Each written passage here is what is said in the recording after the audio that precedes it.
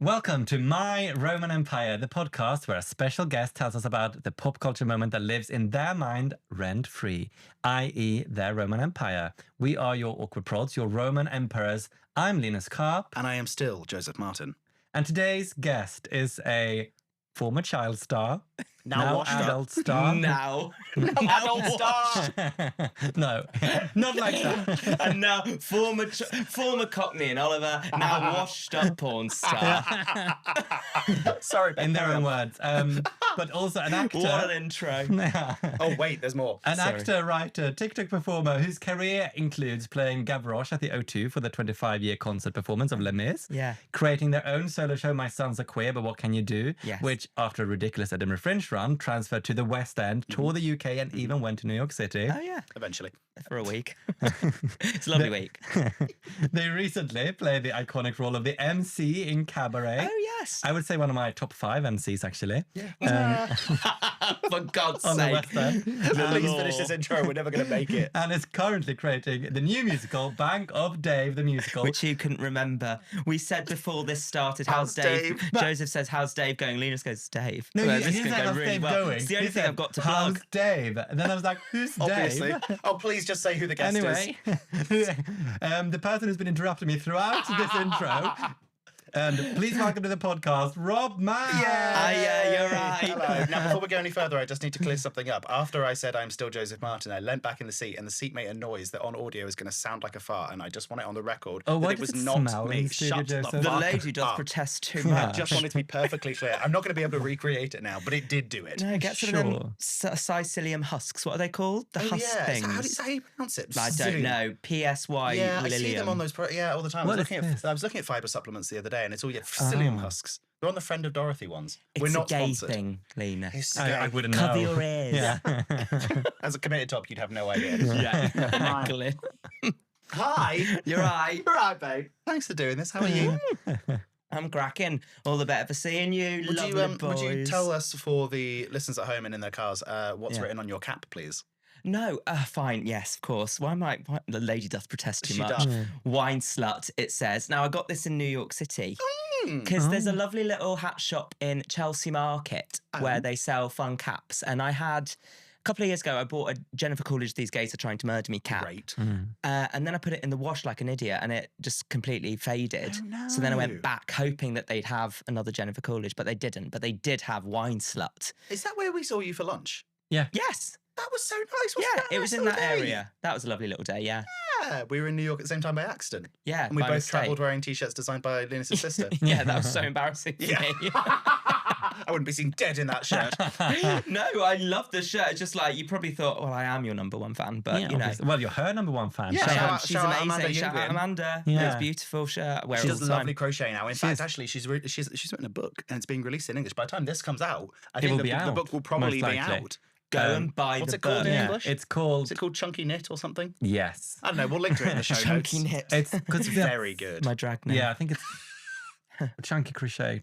Yeah, something anyway, like it'll that. be in the show Wow. notes. Yeah. That's amazing. Yeah, she's very good. She knitted my no, not knitted. I always say knitted, and Crocheted. it makes her angry. Crocheted. She crocheted my wedding outfit. And it was The thing with the stunning. matching scarf. It Wasn't was so nice? beautiful. And then her daughter was wearing the same outfit. Yeah, that was so cute. Yeah. It's cute. Anyway, hi, hello, welcome yeah, to the you podcast. okay? So that was a very long, chunky, crocheted introduction. Chunky crocheted intro. Yeah. So which is what we're going to talk about most with you. Crocheting. Crocheting. Yes, perfect. My Roman Empire is crochet. Yes. So we But- should. Well, go on. Oh no, I I was was going to just say going to we should talk say. about how we came into each other's worlds, as it were. But But I think before we do that, I think like you have a very amazing and fascinating family. yes, we would that I'm sentence worried could have about where ended. that's going. Could have ended in many ways. Yes. I mean, I Amazing feel and- like Fascinating. yeah. Complete the sentence. Thank you. That's And nice. I think like we all feel like we know Jan and John a bit, Mm. and can you tell us a bit about your family, about your parents? Yeah, well, the funny thing is, there's not much to tell because they are just what it says on the tin almost. Mm. But I feel like that it means there is so much to tell. I don't know why. So they're just very ordinary, non-theatrical people who just support me in any way they can, which is really lovely. And they're just very funny. They're just fun, and they're such allies. But they really are. You know that? Do you remember that meme? It was like, "Talk Valentina, she's an ally." Do you remember that from TikTok? That's Jam Madge. She's so like ally at any point. Like she saw the rainbow flags going up over COVID for the NHS and was like, "They love you now." I was like, "It's not for me." I was like, "It's for the doctors." Yeah, that was quite a devastating moment where we were all like, "Oh really? Oh no, okay, cool." Mum was like, "Why is the street so gay now? You finally fit in. It's wonderful." It's like, no, different reason. This is the Midlands. That's not. So where did you grow up? I grew up in a tiny little village near Birmingham called Appleby, which, you know, was rural and cute, and there were cows and all of that nonsense. But yeah, I was the only gay in the village, to my knowledge. I'm sure there's some anonymous profiles on Grindr these days. There was one in mine. There was one in the village. I don't think I had any. Yeah. Their name was Zach, and I used to get all their hand-me-down clothes because they were 2 or 3 years older than me. Oh, that's sweet. So it was great because the cycle would go Zach to me, to my younger brother, then back to Zach's younger brother. So you got about 4 generations out of the same set of clothes. And Zach had all the clothes I wanted but couldn't afford.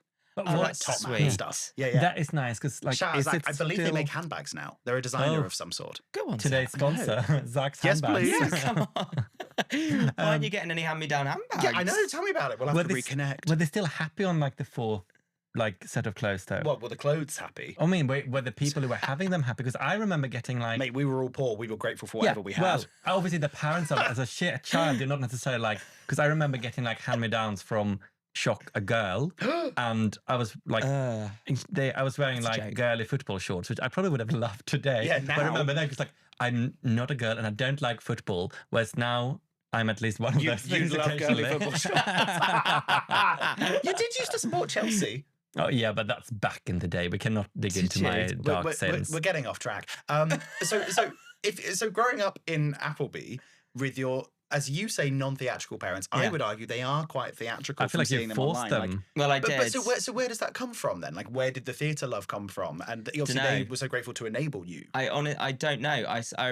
My like earliest memory is seeing Whitney Houston's Cinderella and I used to watch the video. So my dad would get me like videotapes of fairy tales a lot. Right. Which was kind of, is that a forward thing that he would like buy me like Cinderella and Snow White and Sleeping Beauty? Like he never like bought me, maybe he wanted me to be a massive...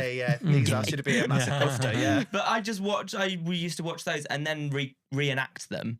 As we all would do as kids, but they just let me do it. Well, this more, is the thing. I remember more. seeing the footage that you would post online during COVID, which I think is obviously where a lot of people became aware of you and your work was the childhood videos. And I remember you posting them online, and I remember at the time thinking, I don't want to watch these, and I will tell you for why. Because I saw too much of my childhood self in that, and I wasn't ready to like revisit that in a way of my own being, because I was like, I think when I always think of my younger self as like, just sit down and be quiet a little bit, please. Any home video, I'm like, I think of your current self like that. Fuck up, you married me. What was there? But like, so I didn't for quite a while, because I was like, I just don't want to revisit this for myself. And then eventually, obviously, I did, and was like, this is so silly and so joyous. But I think we do that a lot, don't we? We forget about the little kids that were just playing dress up. Yeah. And then we get lost along the way. And if COVID hadn't have happened, I wouldn't have like reconnected with that little sort of part of myself, because the world had stopped. I had nothing to lose. I was living back home with mum and dad and found these videotapes of this kid that was an absolute fucking nightmare. I used to always think what a I was to my parents. Yeah, but you also... And then I watched the videos back and went, I was, but it's also funny. Yeah.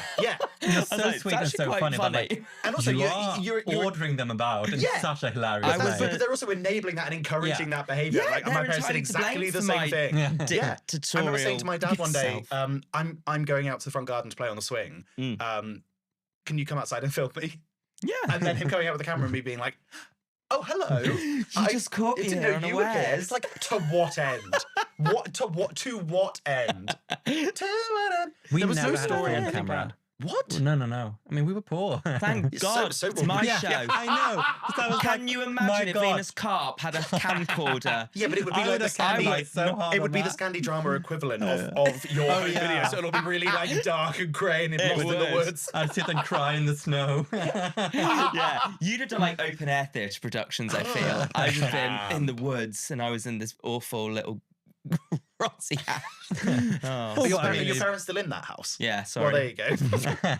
I But love it became really. so much more than just a house. It became the setting for really like did. every fairy tale. It became like an amusement park. You had your nan spinning around in my the God, the coffee teacups. cups, the Yeah. teacups, which I think is my favorite moment of all. Yeah, I turned an office chair into a teacup ride. Yeah, I turned the whole house into Disney. I really did on multiple occasions. How old were you when you went to Disneyland for the first time? Oh, like 5, Okay. something like that. How many times have you been altogether? 1, 2, 3, 4. A few. Okay. Too many to count now. I'm still to go. We need to do. Have We you need really to do never it been? actually. I've been to Paris twice. Once when I was a kid and once I was a teenager. I think it's worth a visit. Oh, I think it's much better as an adult Yeah. Mm. Yeah. Everything is. because it's just funnier. I mean, when I last went, I really enjoyed watching. There was this cast member working on the Lion King show. And when all the kids are just watching the show and watching the big lions and the monkeys and clapping along to the Circle of Life, and I looked over at the cast member who, they do about 10 shows a day because they're like 20-minute theme park shows, and watching their devastated, disappointed faces as to why they're still there for the 10th time in the 30-degree heat, just clapping along to the Circle of Life. It's so funny because it is like a weird place. Yeah. Yeah. That is a job I could not do. It's so weird. It's magic, but it's so strange. Well, it's weirdly sterile. It's very carefully controlled Yeah. and processed magic. Yeah. Don't slag off Disney. They'll never cast us. Today's now. episode is sponsored please. by. Yeah. Please, we'd But love I'll to go. still go. Yeah, oh my God, I are you love kidding? it. I do love it. We went to Universal when we were in the States in January. And I haven't been to a theme park. I mean, ever really, but like not any kind of like any rides, anything for like probably like 15 years at least. And I had the most magical day. So I suspect we will Yeah. be going to Disney before long. Like, I'm I not think you should. massively a Disney person, but I don't think you have to No, be. To I'm have not. a fun I day. don't watch the films. I can't No. remember the last Disney film I ever watched in my life. Oh, God, But yeah, there's no just idea. something about going there and going on silly rides, and I don't know. It's a giggle. So then you are a child making all of these shows in your house.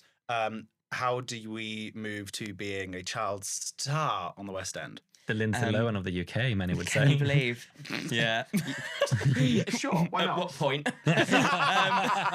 You Where am I don't now? ask a question you don't want the answer to. Gosh. 2005, I auditioned for Mary Poppins because I went to Stagecoach. Yes. Yeah, which is still going strong. And they said that they were having open auditions for Michael Banks in Mary Poppins in London. And London was like, honestly, this magical, like What far the- off kingdom. So you to me. started with as Michael Banks, and now you're doing Bank of David. Yeah, Bank So of it's- so Dave. close. Oh God, That sounds biblical. yeah, Yeah. Every Bank of time David. you've mentioned the show, you fucked it did up it wrong. somehow. Every time it's gonna go really Yeah. well. Jesus, this is great marketing for them. Anyway, Yeah. no, sorry. Please continue. Mary Poppins. Michael Banks. How many yeah. rounds of auditions do you go through for that as a kid? I think there were four or five. Yeesh, that's a lot. Yeah, it's a lot. But yeah, I mean, it was at the Prince Edward Theatre, which is on Old Compton Street, and that being my first. The theatre is next door to what was GAY, Yes. RIP. R.I.P. and you started Um, going then already. I did, yeah. I never went in. With I the never went in. Strallons. It's gone. I never went in. No, I never went in either. Can you believe? I feel like maybe I missed out, but then oh well. I know. Sorry I think about you both managed to be gay enough anyway. I think so. Somehow true. we coped. But yeah, I really do remember leaving the stage door at like 9 years old and seeing drag queens walk down on Compton Street. And I was like, what is this? This is crazy. And so from then on. where do you then live in London when you're doing the show? Because you're They still a had a child, little you're still at flat school, that- etc. Yeah, they had a little flat that if you lived outside of London, you'd stay in for when you were doing the shows. You only do like 2 or 3 shows a week as a kid. Okay. So you'd stay there overnight or for 2 nights. Yeah. What an When you intense life as a kid to be Yeah. living in the Midlands and then commuting to London several I times a week. know. But when you started auditioning for it, were you like, I've got this, I fucking got this? Of course I was. Yeah. Of course, Yeah. not now. But as a kid, I was like, I thought I was the shit, as you can Yeah. tell from all the home videos. Also, but I would kill for the blind confidence you have Yeah. that you have as a child. Yeah, Right? I would kill for it now. Yeah. I feel like we should all Yes, have please. its back. I remember we auditioning didn't give for a crap. local production of Oliver when I was a kid, which I was in. But I went in and auditioned, having never seen it, not knowing the music, not knowing the songs and stuff, and was still like, yeah, I'll audition for Oliver. And then, like, kind of learning Where Is Love within 30 seconds, being like, yeah, sure. Obviously, I did not get the role. But the confidence to just be like, yeah, never seen it, I'll do it. The delusion. My God. But hey, Yeah. Oh my God, I've never Why actually not? said this. But when I was a kid, I was also like, I'm obviously going to be like, a film star, etc. There was no like if. And I grew up in Sweden. So like my English is my second language. It's still not You great, don't but say. it's possible at this point. But I remember being a kid. it's And this great. was, as a kid, I loved Harry Potter. I'm so sorry. Different times. But I remember Different times. having read, I was going to England for the first time when I was 11. I think 11 or 12. I think it was 12 actually.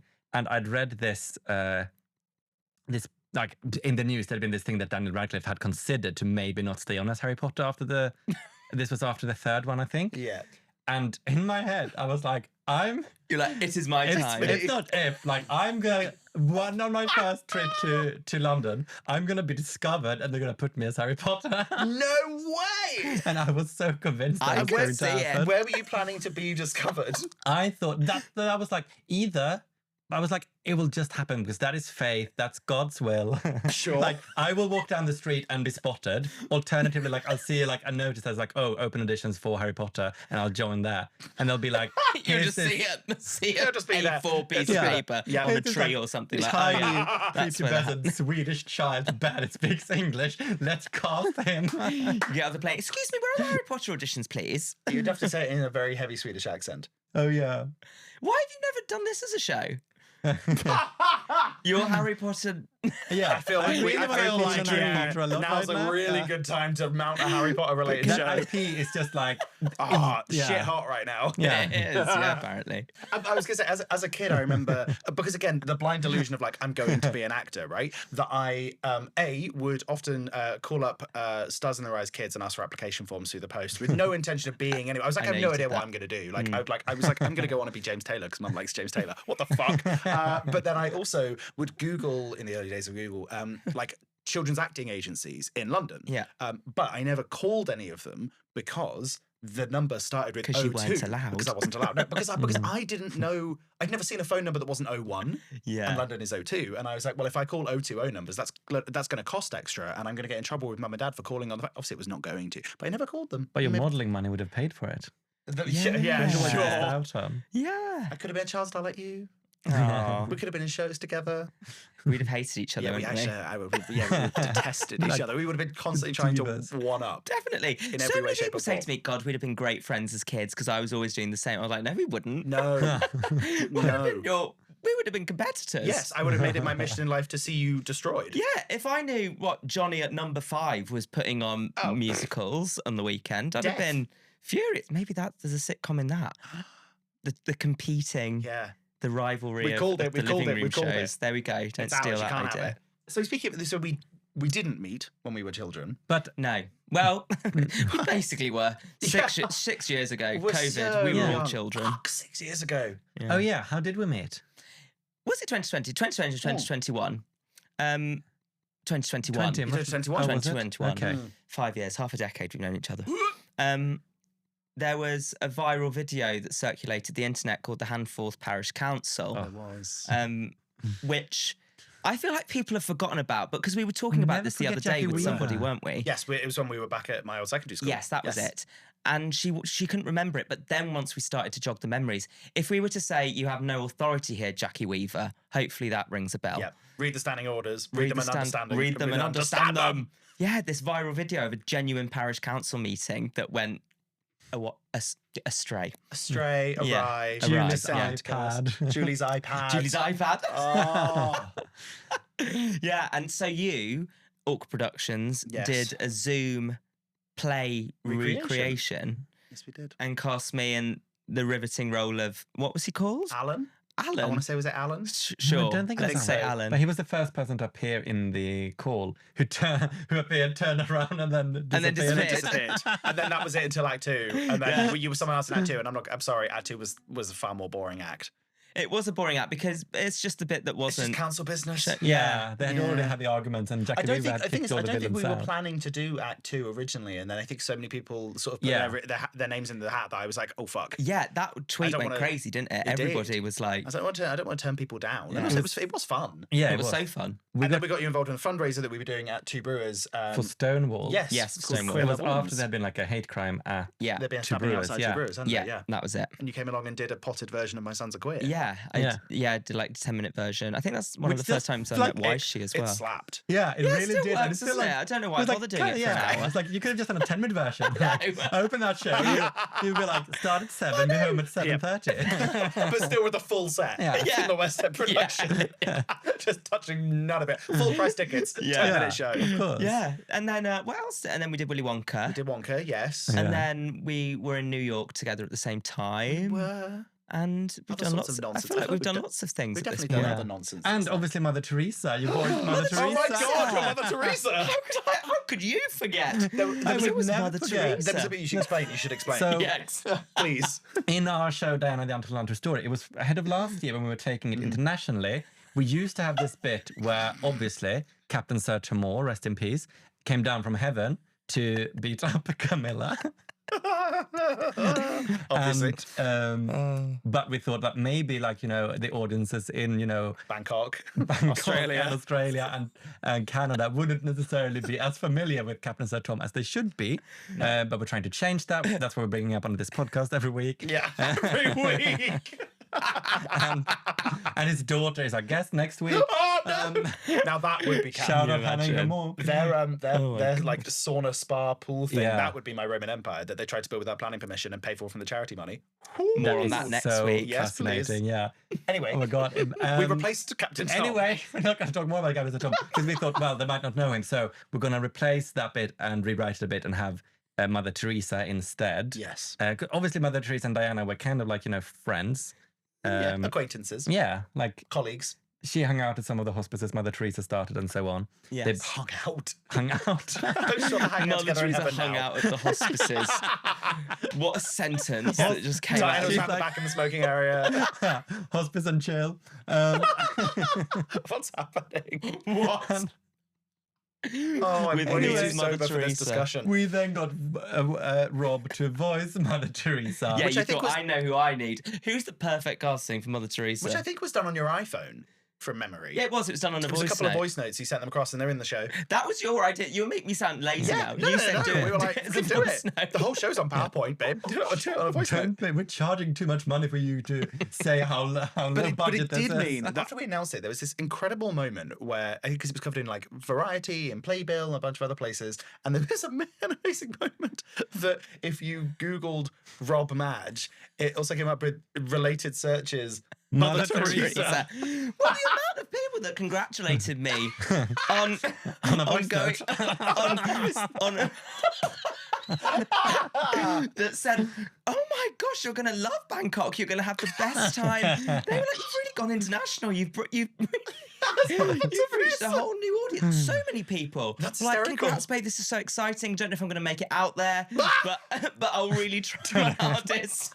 Come on, they're not real fans if they're not willing to travel to Bangkok to hear a Your voice voice note notes. from Madge. Stop fighting! God, I fear it was misleading advertising. Did everyone turn up expecting me to be Mother I think Teresa? so, yeah. Yeah, There was a lot of exactly. refund demands after the show, and I'm sure that's what it was about. Yeah. Nothing I else. doubt it. But so so you now are immortalised in Diana the Untold Untrue Story as Mother Teresa. My greatest honour. Yes, Still one of the best truly. things and I've ever hers, seen. TBH. I know Yeah. she is now a literal saint, but Oh. like, come on. Yeah, thank you. I For a remember, queer non-binary person to be voicing her in 2025. Come on. Yeah. Yeah. I mean, it's what she would have wanted, I'm It sure. is. I feel Yeah. like it. And I still remember when we did our last proper Diana run in London, when we did a 3-week run at King's Head Theatre. You were there for press night, which is Was. one of the most fun I've That ever was- had that at a was a press really night. fun night. Yeah.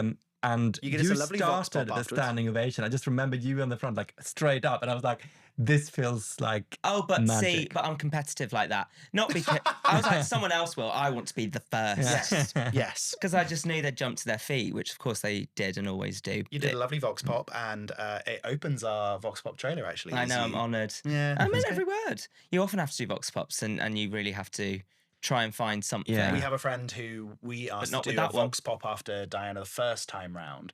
And I shan't name her because it sounds like a bad mouthing or not, and I love her. But she is a producer, and she said, I don't do Vox Pops ever, whether for friends or anyone, because as soon as you do one, you're asked to do one for all of them, and I can't bring myself to lie if I didn't enjoy a show and do a Vox Pop, which I think is actually really valid. Yeah, fair play. And also, constantly, whenever we go to places where there are Vox Pops, we never get asked to do them. And most of the time, I'm like, I really did enjoy the show, so I want to be like, oh, this is great. But also, I'm not going to volunteer myself. Well, I It's an did ego it yours. death. Well, I was like, I'm going up. I was like, you need to get me on camera you right were on now. our list to grab anyway. Saying how good this is. Well, thank you. Which is Very rare. kind. You know, sometimes you Straight out the back door. avert eye contact with the person doing the Vox Pop. Not that one. I was like, I must say how It's very sweet. it's amazing. Thank But It's I mean, hysterical. talking about amazing, incredible, life-changing, standing ovation worthy queer shows. Yes. My sons are queer. Can you tell us a bit about that and the journey it's been on? Yes. Yeah, I mean, it was a result of all these videos that I was posting in lockdown, which I just thought were funny. And then I got one comment, and then I get a lot of comments like this now that go deeper than the videos were ever intended to. But the first one really stuck out to me, and it was somebody saying that I've got I had a little girl, I now have a little boy. My beautiful little girl is now an extremely handsome little boy, was the start of the message. And she just did this long paragraph about how her son wasn't fitting in at school, and the parents of the school that he was at were kind of judging them as parents. And this just stemmed from a video of literally my grandma spinning around on the teacups, which I just shared them to make people laugh in COVID.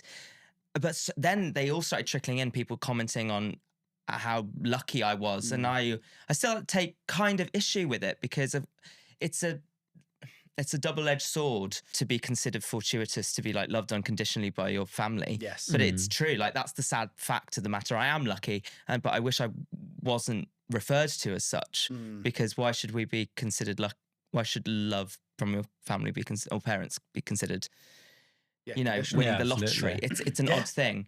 So I just wanted to show an example of like positive parenting when it comes to queerness, and specifically a positive masculine fatherly figure when it comes to a queer story, because I feel like there's a lot of queer stories where the mums are supportive but the dads are kind of, they have to go on a journey, or they're resentful, and I was like, well, that was never my case. My dad was putting the wigs on me in 2001, and also like it's not a 2020s thing, it was happening in 2000, the late 90s, 2001. My dad was wigging up himself, was happily playing dress up with me in the living room. So I just thought, well, why not make a show about it? And it went on a long journey we did it at the Turbine Theatre, which sadly no longer exists, in Battersea, and then went to the Edinburgh Fringe, and then And what did it feel like? Because it was really like such a big moment at the Fringe in 22. Massive. Like, what did it feel like to be you at the Fringe at that point? That's such a good question. Well, I could ask you the same thing, because I feel like you in that Diana dress is now like an iconic Fringe staple. Well, I feel like, but likewise, you being out in the yellow dress every day at Fringe, I remember seeing you and being like Rob is a superstar. Well, that's the key to it. It's not. Wear a dress. It's true. Have like a focal point. If anyone's ever going to the Fringe, my number one advice is, make a good show, but really your strategy has to be what is going to draw people's attention on the Royal Mile or wherever you're flyering. Because God, we did our first 48 hours flyering, and we were just in T-shirts that said "My sons are queer" because we thought this will definitely attract attention, and no one bats an eyelid because everyone's wearing branded T-shirts. Yeah. And I just said on like the third day, well, why don't I just wear the costume? And then people come to you for information about the show, rather than having to walk up and get rejected over and over and over again. Which still makes my skin crawl. Oh God, what was that very first performance of it like at Turbine? What do you remember of that? That it was going to be like a cute thing for my mates to have seen what I've been up to in lockdown. That's how I was feeling. I was like, oh, I can't wait to see, because all my mates were coming to it, and it was like 50 seats or something like that. It was reduced capacity because of COVID, and everyone still had to wear masks, and you had those perspex screens in between the seats. God, yeah. Which I didn't bank on how important it was seeing people's faces for comedy. I know. Until the moment, until I went on stage, I was like, oh, this is actually jarring. This isn't what I imagined in my head. No. So that I was negotiating that during that show, really. Like the actual moment, once all the hard work's done, is, I don't want to say anticlimactic, but you're still working. So you're never really like fully appreciative until it's all done, I find. So it was just like, I just wanted it to go well. I hope the 50 people that came liked it. And then, of course, it's a domino effect, and you go, "Oh wow, that was cool. That led to that, and that led to that." But in the moment, you just don't want to f up. No. And you want to see what they're doing behind those masks. Yeah, I was like, are they smiling? I can't tell. From Jellicle, around the same sort of time. Yeah, because it's like you want people to sit packed because that's how laughter spreads, and you want to be able to see them smile and laugh. Yeah. Especially when you do comedy, and especially when you open a new show. Like I remember when we started doing our Jellicle show, when you're just like, people are far away and they're all masked. And like you put a bit in the script, didn't you? You were like, you're going to have to laugh even louder. Really yeah, that's loud. smart. Because it's a contagion. It's so reliant on them as much as it is on us on the stage delivering it. Yep.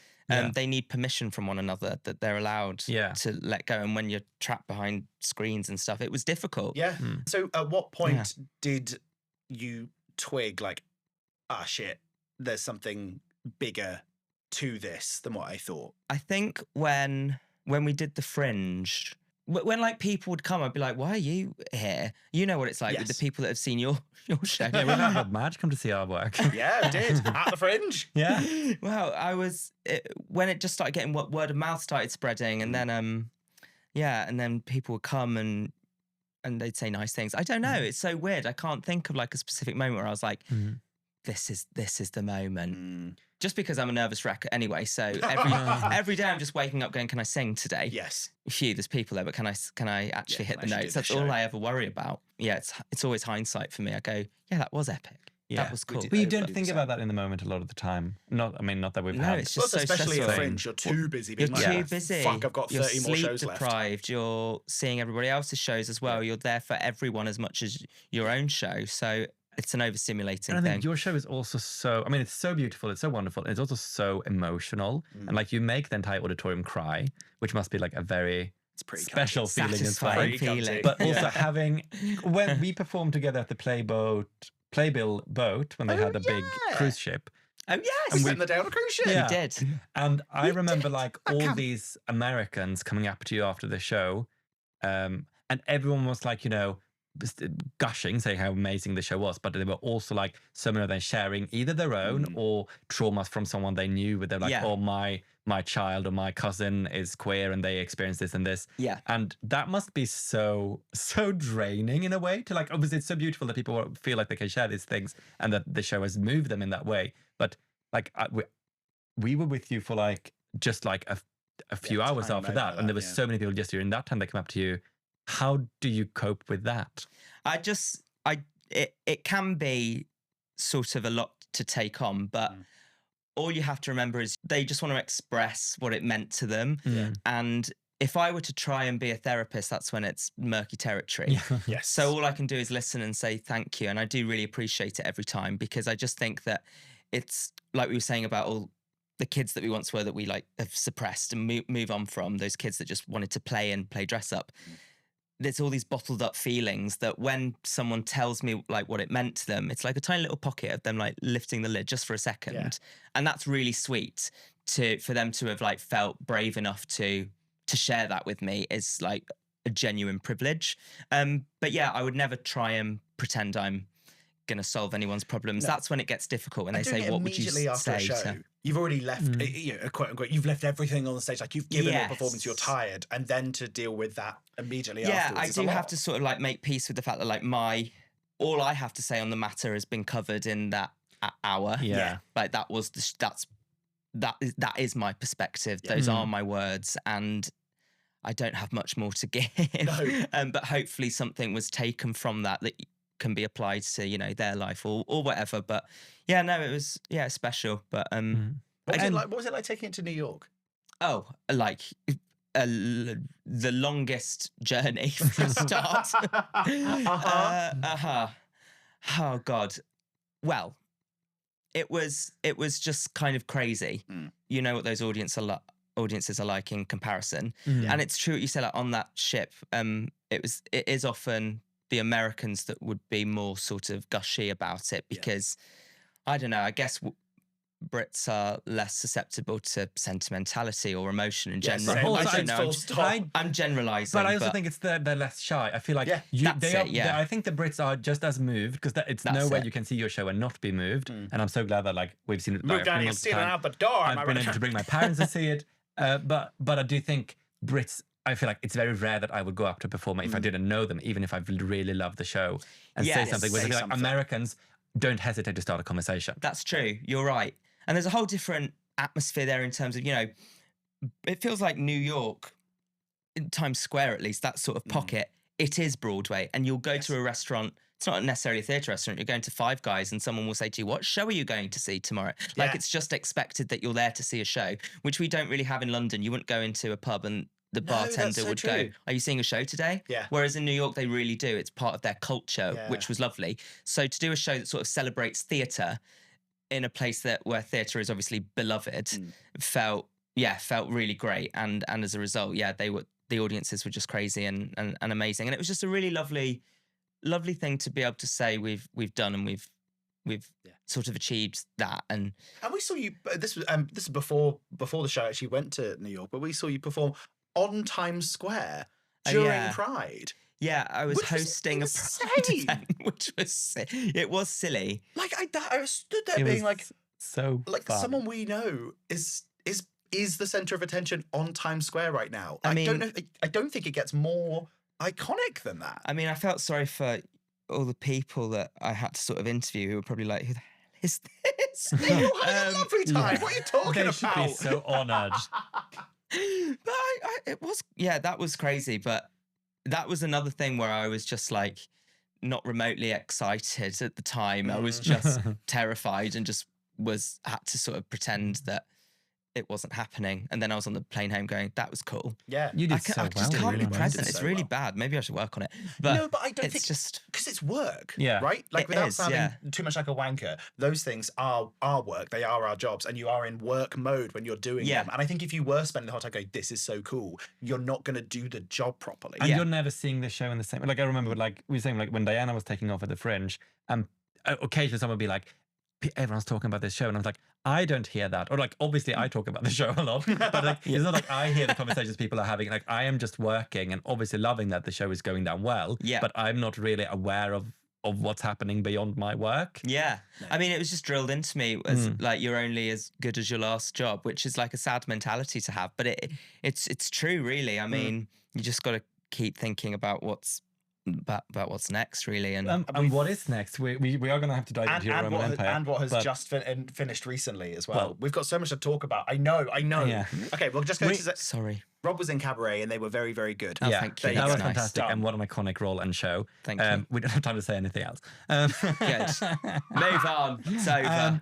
But please, can you tell us about the Bank of Dave, which is coming soon now? I can. Yes, I don't know when this podcast will be released, but at some point soon / now. Opens in May at the Lowry in Salford and then goes to Leicester Curve. And yeah, we've been writing it since 2023. And it's a true story that was turned into a film on Netflix. And now I was approached with Pippa Cleary, who I did My Son's Queer with, to make a musical about it. And yeah, we're really excited for it. And who is Dave? Dave, as in the true story, or who's Yes, playing him? yes. Because I can't say the last true bit. story. Yeah, the true story is a lovely bloke called Dave Fishwick run the UK's #1 minibus firm in Burnley, right?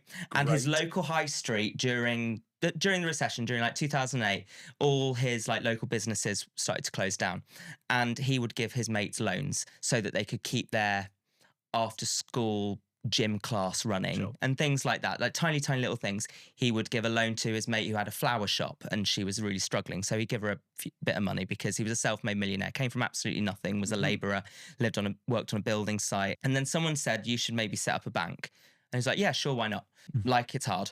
And it's about this guy's attempt to make the first self-made bank in 150 Wow. years. Wow. Bloke from Burnley, just to help his community up north, and how obviously the establishment gave him a bit of a ride, and he's still trying. He now has. Actually, I won't say what happens, just in case you don't know his story and you're going to come and see the show. Yeah, go see the show. Go and see the show. Do you feel like you relate to the role of being a self-made millionaire? Yeah, well, you know what it's like working at the Edinburgh Fringe. Oh, Yeah. honestly, the difficulties of swimming in money. Yeah, it's so difficult, isn't it? Really, really, really tough. Yeah, it's a biopic, to be honest. Yeah. At this rate, yeah. When is the Rob Madge? Oh, who do you want to play Rob Madge in the Rob Madge biopic? Rob Madge. Yeah, but Rob Madge is unavailable. Rob Linus Madge is very Carp. busy. Yay! That would be terrible casting. I can't I'm wait. right here. I can't grow a I mustache. can grow facial hair. I have Yeah. the same colour hair, but fine. Give it to me. That's not like every fucking job. I like to go against the grain, really give him something different. But I look great in a dress. I'll do it. Yeah. We absolutely need to talk to you about your Roman Empire. So, yeah, mainly that's- because our slot is coming towards its end in the studio.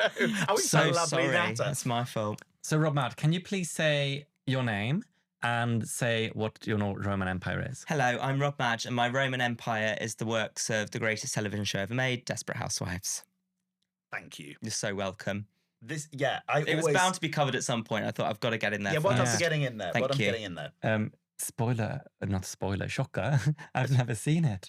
No. My sisters were watching it, and I was watching I remember watching it on occasions with them a little bit. And I must say that my experience was very similar because my mum and my sister would watch it. Sure. And we have been long overdue an actual let's sit down, because my two things I want to watch with him are Desperate Housewives and Ugly Betty. Yes. They are shows I remember from the time, not watching in full, but being like, I love these. And they were before Yeah. I fully realized my queer identity. Yeah. So I just know that I would eat them up now. Yeah, Oh, I God. was just a straight boy at the time, so I was like, I can't watch these things, even though I do like the little glimpses I see of them.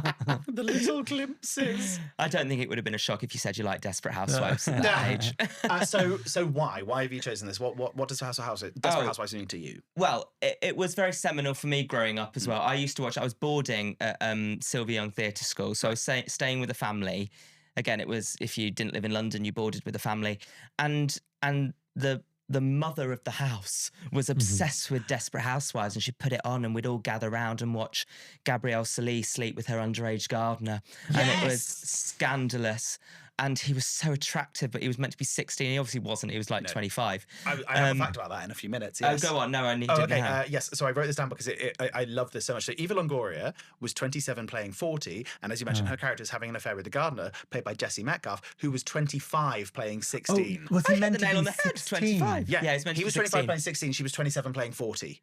Oh, that's so Isn't funny. wild. that camp? Oh, poor Eva Longoria. Yeah. I know, but she said literally, it was like great. We had like natural chemistry because we were basically They were the the same fucking age. But you know, they did a pilot with a different actor who was much younger. Yes, and they were like, we can't. Because Yeah, he and she was actually like, looks no, 16. thank you. Yeah. Yeah. And I don't feel like if they made Desperate Housewives now, I don't feel like the character would be 16. No. They'd be 18. No, But you 18. wouldn't that wouldn't be done. I mean, now. there's so much you couldn't do now. But so ahead of its time, like really groundbreaking as a series. Yeah, totally. I mean, giving 40 plus women Who are 27. who are 27. 27, one of them being 27, a slot on, primetime TV and making them the focus point was huge. And it was just, it's a thriller, it's a comedy, it's a drama. It's got every single genre that you could want in one show with the best writing ever. Just the lines are genius. Incredible comedy. And- And like heartbreaking story, like really, really good. I mean, so you delved into the history a little bit of it. Well, I as did. Well, Mark Cherry, who created it, Mhm. He was rejected. The idea was rejected by many networks, including HBO, CBS, NBC, Fox, Showtime, and Lifetime. Yeah. And ABC took it on. Yeah. But they did not like the name originally, and they wanted either Wisteria Lane or The Secret Lives of Housewives to Yeah. be the name instead. But Yeah. well, they, But thank God they didn't. yeah. Desperate's a better adjective because Yeah. it covers because they're not just having secrets. No. No. It's about the lengths that they all go to, whether it's to save their marriages or to help their kids or to hide a secret. Yeah. It's just a better title, rolls off the tongue more. in my opinion. And it ran from, I did write it down, hang on. 2004 to 2012. That's the one, 2012. which is a really long time. And it is as far as I'm aware, to this day, at least of 2022, when The Guardian did this article, it was the longest running hour-long scripted series with all female leads. Wow. Oh, that's And pretty cool. I don't think it'll have been beaten in the No, I intervening doubt 4 it. years from then till now. And that was like my whole high school. I graduated high school. That feels such an Americanism. Graduated high school. All right, Troy Bolton. In 2012. So for like all of like the end of primary school up until when I left high school was Desperate Housewives era. And it was hugely successful as well. And I wrote it down because it's just incredible. So in its time, it won 7 Primetime Emmys, 2 People's Choice Awards, 3 Golden Globes, 4 Screen Actors Guild Awards, and in total over 70 different awards in its lifespan. Insane. And the women should have won more. Yes. Marsha Cross, who played Brie Vanderkamp, never won an Emmy or a Golden Globe for her performance. Insane. And that is insane. Brie is one of like the most complex, most hilarious characters ever written. I was revisiting in research for this the storyline that she has with her son Andrew being gay and the kind of the way she grapples with that, and like obviously the spoilers in this podcast, but like abandons him and then later has the acceptance of it and welcomes back into the house and he's getting married to a woman. Like, honey, you're here, you're queer, and I'm used to it. Because he brings a woman home in the final season and she's fucking nuts. And she's devastated by it. Yeah. And she spent the first season, like you say, kicking him out. Yeah. And that just goes to show how from 2004 to 2012, like the writer's room was going, she needs to have grown by this point. Brie did become a Jan. Brie became a Jan. Yeah, God, I think back to when she kicked me out. And when Madge left me on the side of the street, that was and a rough obviously time. Jan also shot a gun at John outside when he was serenading her. Which is one of the cuntiest moments, and is actually we revisited very recently because are you aware of the meme video of Joyride by Kesha? So online, I know the song. Someone's made a cut of Joyride where it's like it's over 80 memes in one video. It's the best video ever made. Must actually. watch. I will send it to you. But also crucially within that, one of the memes that they have a clip of is Brie shooting the gun at George, which is a great moment. The way she loads up that shotgun is so camp. Yeah, she should have got him out while she had the chance. Really, he was there far too long, being a psychopath. Evil man. So if you got to be in the Desperate Housewives series, what kind of character would you want to play? Oh, I'd want to be Edie Britt. Who's the slag? Oh, yeah. Obviously. She's the wine slut. In a positive way. They're kind of all slags. She is the kind of joy They kind of are. Yeah, they are, I guess. Yeah, but that's the thing to be celebrated. I guess Lynette is the... She could be queen slag. Not. Yeah. No, we're not slut-shaming here. No, they are we're wonderful women. We're slut celebrating. We are. No, I'd want to be Edie because there's a shot of her in the first season where she's like doing a car wash. And when she's not a car wash, she's washing her car and she's got her t-shirt rolled all the way up and she's got all the soap and it's going down the car. And it was such a like shocking moment at the time. Yeah. And she just gets some of the best lines. Brie also gets brilliant lines. Edie had a great, spoilers, turn off if you haven't watched it and you want to watch it. Edie had a great death. It went on too long because the writers hated her and Mark Cherry hated her, and then she filed a whole lawsuit. That was the whole thing. Do you not know about the Edie Britt lawsuit? No, I don't. I do remember as you say this. I do actually. Yeah. Apparently they weren't very good to her, and that's very clear that they didn't like each other in her death because she died about 3 times in one episode. Camp. First, her husband strangles her, but then she just about survives it. Then she drives into a telegraph pole, but then just about survives it. Then gets out of the car and steps into a puddle. And that's what electrocutes her, and then she dies. That's outstanding the poor woman, television. She must have been reading that script going, they really want to put me through it, don't they? So yeah, she has a great That's what you want. You want an iconic death. Yeah, that's what you do want, isn't it? You want to leave them wanting more as well. We visited Wisteria Lane when we were in the States in January. I'm so jealous. It was, but it also doesn't look quite like Wisteria Lane anymore because it's on the NBC lot. Oh, sure. And ABC hired it for that place, turned it into Wisteria Lane. It's also been in The Burbs and Leave It to Beaver, and recently another Eva Longoria series called Telenovela. But they, in 2012, when the series finished, pulled out the white picket fences and most of the Wisteria. But it's called Colonial Lane. On the lot, and it's used for kind of anything and everything you want to hire it for. Oh wow! But we have technically been to Wisteria Lane. God, I'm really jealous. I want to move in. Yes. There was something about the opening shot in the pilot where I just thought this looks like a lovely place to live. Of course, everyone dies every 5 minutes, but it is peak American suburbia. It's meant to feel like the most desirable kind of location. And also, did you know that the Desperate Housewives actually led to all the Real Housewives series. Yes, I know. Which is wild, isn't it? That series Think of started. all the what's reality now. stars we wouldn't have Yeah. without those 4 women. I had no idea until Linus told me as And part it's of the like, research well, for when this. you like we read about it, like, yeah, it's pretty obvious, isn't it? But at the same time, I never thought about it that way. I know. No, turning like so imagine watching that series where everyone is sleeping with each other and everyone's dying, etc., etc., etc., and being like, we should find real people like that. Yeah. Who does this actually happen to? I mean, like, that would make excellent TV. Yeah. And they're right. It Yeah, does. there'll be someone in Malibu that has an underage gardener that she fancies. Yeah, perfect. Perfect. Put her on TV and celebrate her. Perfect. Appleby, Desperate Housewives, when? Real Real Housewives, Housewives of of Appleby. Appleby. Well, Desperate Housewives has already made it to Appleby Oh. because everyone. Oh my god, is there drama in Appleby? No, there's this which What? I made, and we did it. Desperate Housewives. So, Still have the program. for listeners, Rob is holding up a program. A That's playbill. A Talk us through it. Talk us playbill. through it. It says RDM Productions proudly presents, Oh my which God. was the name of my theatre company, it's my initials. RDM Productions proudly presents Desperate Housewives the Musical, Monday the 2nd of August, 2010. Price 20p. Produced by Robert Madge. God, that's very affordable. And me and my Yeah. dad put on a musical of Desperate Housewives, and here's the song list. Oh my god. Here's the cast list. Oh my god. What songs were in it? We opened with Take Me to Heaven, which was Sister Act, the musical, was very big at the time. And because Mary Alice, Yes, of course. Of course. the narrator of the show, the very first scene of Desperate Housewives is the Is dead. narrator, ending it all. yes, So the first offs song herself. is called Take Me to Heaven, That's Take so Me to camp. Paradise. Take me to heaven, take me to paradise. And that was the opening number. And then there was What Is This Feeling, which was Susan and Edie were rivals because they were Oh, both after the same man, Mike Delfino, the plumber.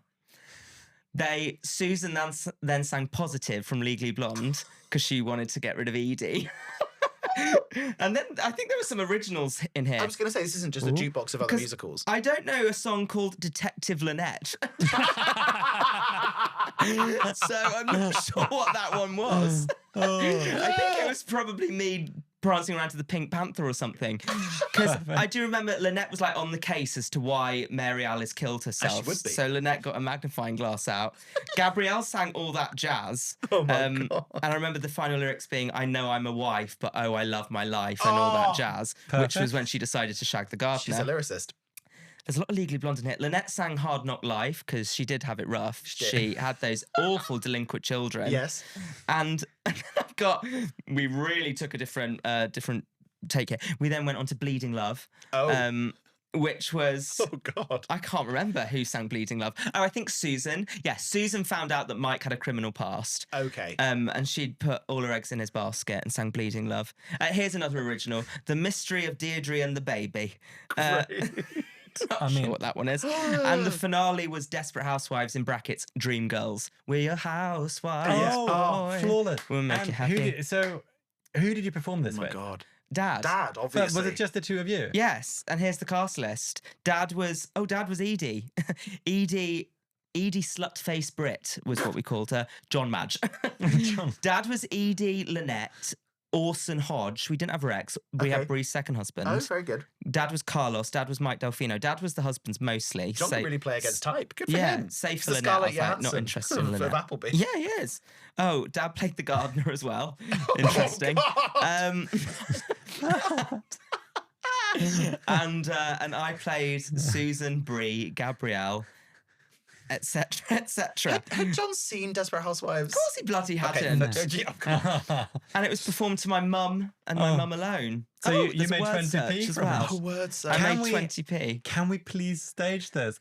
We'll book clap I and grand right want to see now. Clap and Grand. The will take Clap and it. Grand would Alan, gladly we know you're watching. Yeah. Take it. I'll see what Dad's up to. Holy Yeah, we shit. might have to up the ticket prices slightly. That would Yeah. be incredible. No, Yeah. I think 20p is the right. I think so. Judge.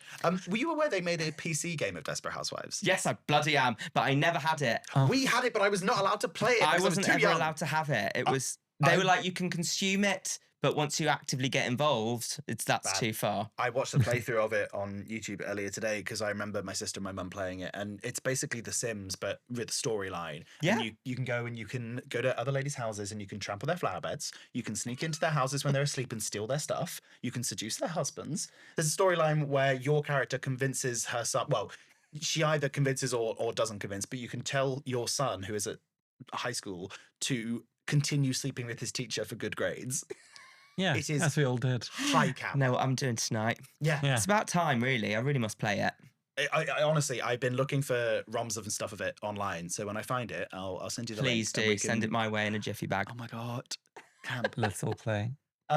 This is probably we should probably stop talking. Yeah. We'll make it better out of this. Yeah, I've spoken too much. Yeah, great. I'm really tired now. No. Rob. Oh, in April 2025, last year, it was reported that there's a new television Oh, there series is? titled There Wisteria is. Lane. There in is. development. So they've gone back to the original title. Yeah. It's coming back. It is. Is it Kerry Washington? that's Washington producing producing it? Yeah. So Yeah. watch this space for that, I suppose. So- Honestly, can't wait. So They've got we to need at to least get you bring. and John. It's Yes! time. I can finally. You can play the I can gardener. finally No, play John is the gardener. Oh, yeah, John's the gardener. John You're is the slutty other housewife. gardener. Remember John Rowland? This is him now. And on that note, So yeah, that's exciting. So do watch out for that and watch Rob and John Madge in in Desperate Housewives in Wisteria Wisteria Lane, Lane. produced by Kerry Washington. and Yeah. Desperate Housewives the musical at Clapham Grand. Yeah, At some point see to you be there. decided. Yeah. And what else should people do? Great. What else should people do? If they want to Riot know- in the streets. vote, I don't, yeah. follow you, see your work, etc. How do they do that? Rob Madge on Instagram, Rob Madge02, really, because Because you love the O2. You You- perform there as You're performing young Desperate Gavroche. Housewives the That is musical. the No, law. you perform there as young Gavroche. that is yeah, the but also law. now I Desperate set it up Housewives. when Yeah. I just Is that played really? Gavroche, yeah. And now I refuse to change it. That's So camp. Rob Madge02 on Instagram, and then I great. think Rob_Madge_ on TikTok, and With the many all the followers. things. You're ever so popular on the We barely even touched the TikTok. You're ever so popular. Yeah, are you on? Do you do We make TikTok? TikToks. Or Linus makes TikToks now. And for a man who for so long was like, I want nothing to do with it, he's annoyingly good at making No, them. I'm really not. About You well, had 3 I viral don't. TikToks in 1 month. Oh, come on. Well, That's amazing. The that's rest a have been day. flops, That's an but- half, like half, It's every 10 half minutes an for me, hour. but that's amazing for you. It's good to support up and coming artists. Well, I really, see you being a I don't TikTok really, star. I don't really consume TikTok because I. Whereas I consume But too much you of it. consume You can it. find us Anyway. on social media, including TikTok at Awkward Prods. Thanks for listening. We'll be back Follow next Rob, week. go and see all their work, and Go see Bank of Dave or Book of Luke or whatever That's it's the called. first time you've got the name right. I've Yeah. got it right every time, excuse me. Book of Dave. Bank send- of Luke, yeah. Book of Dave. Yeah, send our fuck's best sake. to Dave. We will. Bye. Ta-ra.